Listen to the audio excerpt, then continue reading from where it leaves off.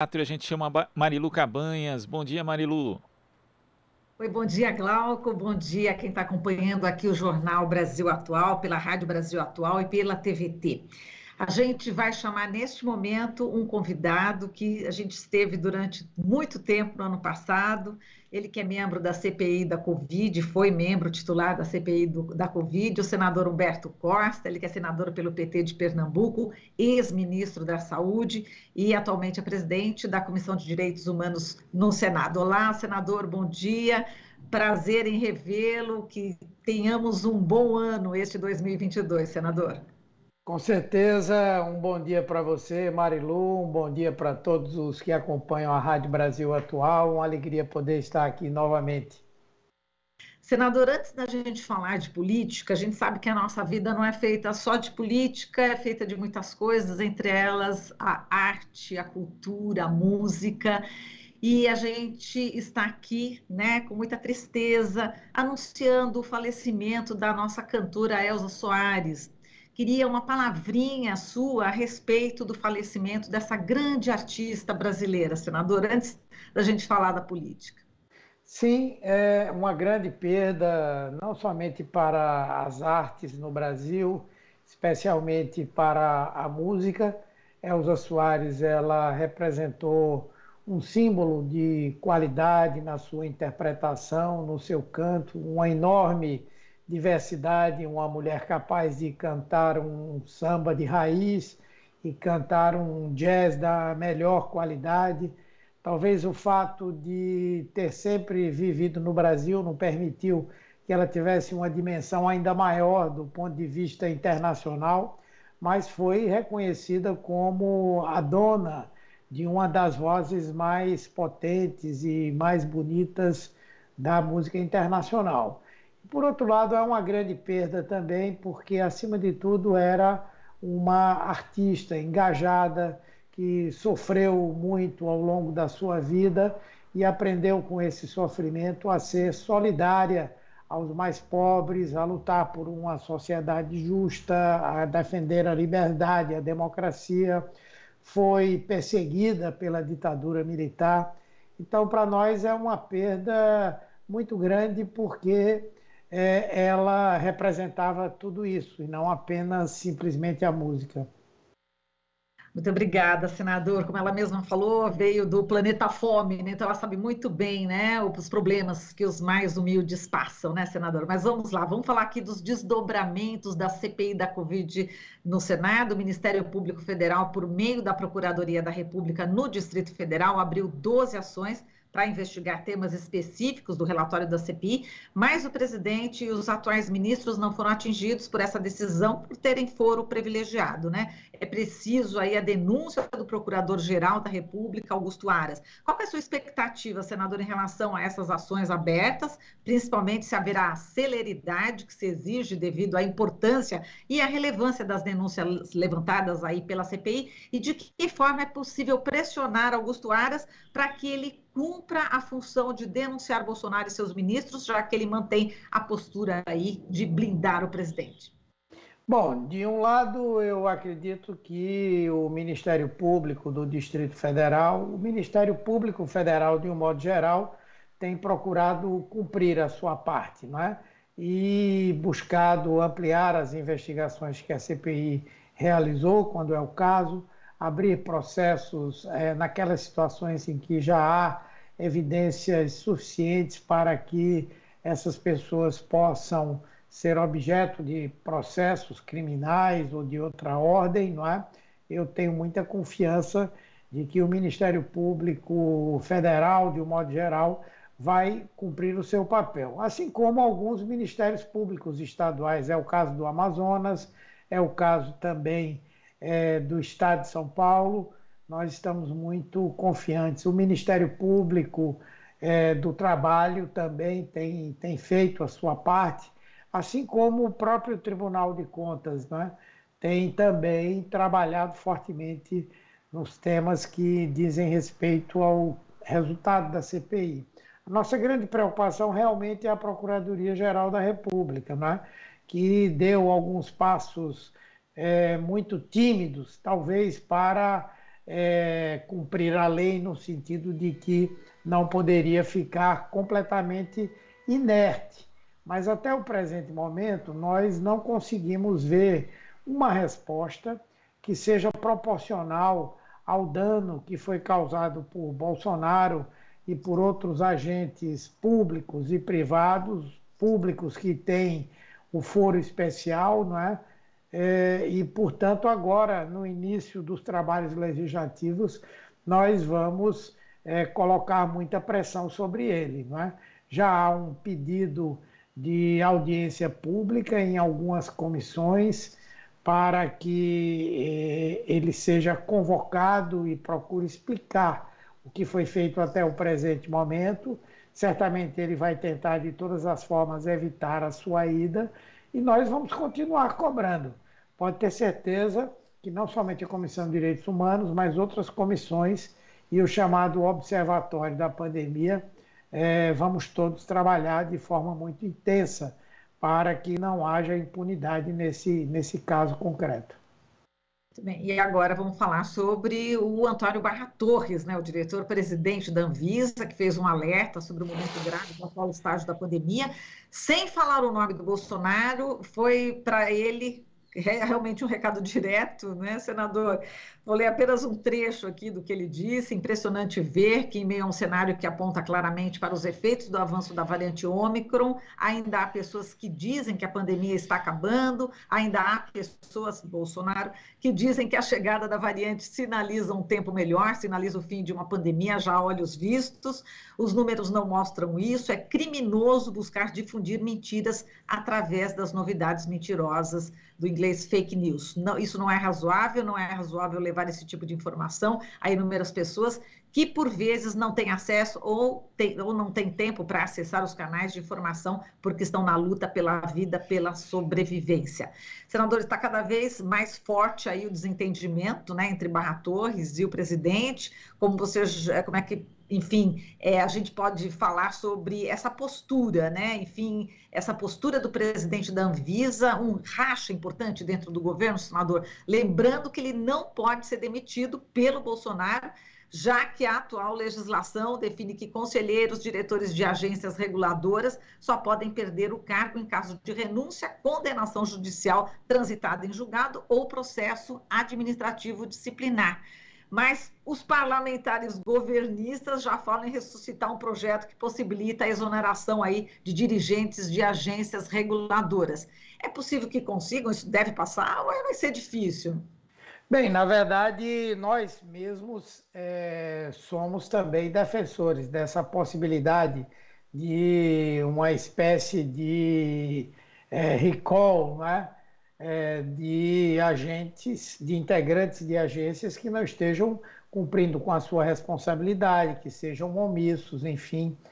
Nós acreditamos que, em tese, essa proposta ela é uma proposta positiva, só que ela, nesse caso, busca, não é, atingir exatamente a postura oposta, a de quem está cumprindo e se colocando contra o interesse do Poder Executivo. Daí porque a independência dos diretores das agências é uma coisa importante. Eu creio que nesse momento será muito difícil essa proposta ser aprovada, não é? Até porque o presidente da Anvisa está meramente cumprindo o seu papel, a sua responsabilidade. A Anvisa é uma agência extremamente respeitada pela sua competência, pela sua expertise. Nesse caso, está cumprindo um papel de defesa da saúde pública da população brasileira e, como tal, eu acredito que essa proposta, nesse momento, ela não vai prosperar, mas certamente ela vai abrir a hipótese de que essa temática seja feita, ela seja debatida, até porque se é o Senado Federal quem indica com o objetivo de que a pessoa cumpra uma função e para isso essa pessoa é sabatinada, deve haver também um caminho para que quando o integrante da agência não cumpra a sua responsabilidade, ele possa ser retirado, né, dessa condição. Mas nesse momento, com esse objetivo, eu acho muito difícil que esse tema ganhe força.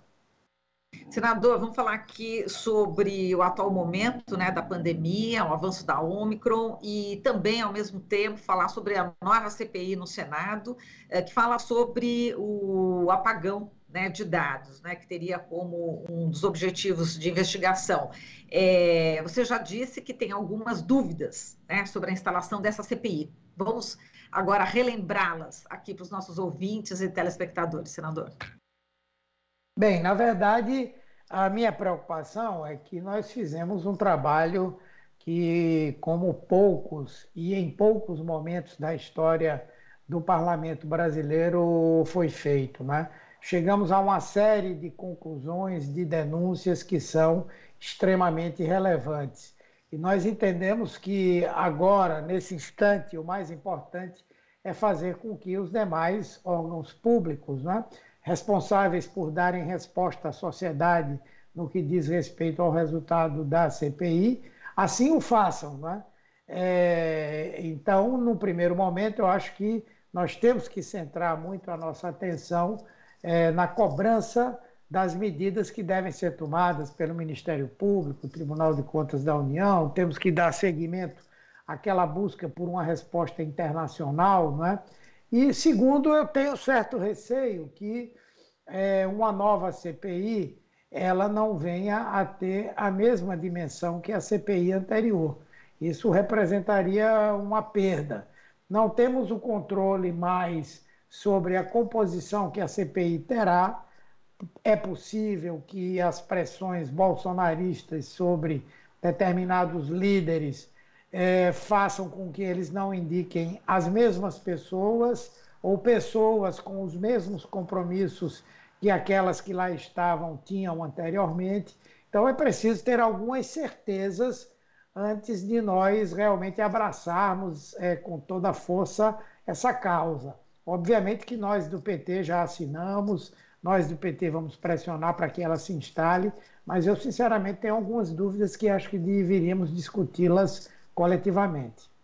Agora, senador, eu estou preocupada com o seu horário, recebi aqui a informação da nossa editora Ana Nunes, que parece que você está com um compromisso, dá tempo de mais uma perguntinha? Claro, dá tempo. Então, vamos lá. Bom, vamos lá, falando sobre a vacina, né? A vacinação das crianças. A Anvisa aprovou por unanimidade o uso emergencial da Coronavac em crianças de 6 a 17 anos, nessa quinta-feira. Já começou a vacinação aqui em São Paulo, agora falta a avaliação do Ministério da Saúde. A gente espera que essa avaliação não se arraste, né, senador? Mas os estados podem comprar diretamente já do governo de São Paulo, não é isso? Sim, e eu acho que essa foi uma decisão muito importante, muito relevante, porque vai permitir que nós possamos avançar rapidamente na vacinação das crianças, em especial pelo fato de que estamos perto do início das atividades escolares, não é? E temos visto aí um crescimento, né, exponencial da Covid-19 nessa sua variante denominada Ômicron, não é? Então, eu creio que não somente isso deve ser feito, como deve ser feito rapidamente, intensamente. É importante que cada estado que venha adquirir essas vacinas, eles possam desenvolver campanhas próprias para que haja uma adesão das famílias e nós possamos, assim, apressar não somente o fim desse ciclo da Ômicron, mas fortalecer ainda mais as nossas defesas, né, contra eventuais novas variantes e contra a continuidade dessa situação que permanece sendo muito grave no meu ponto de vista.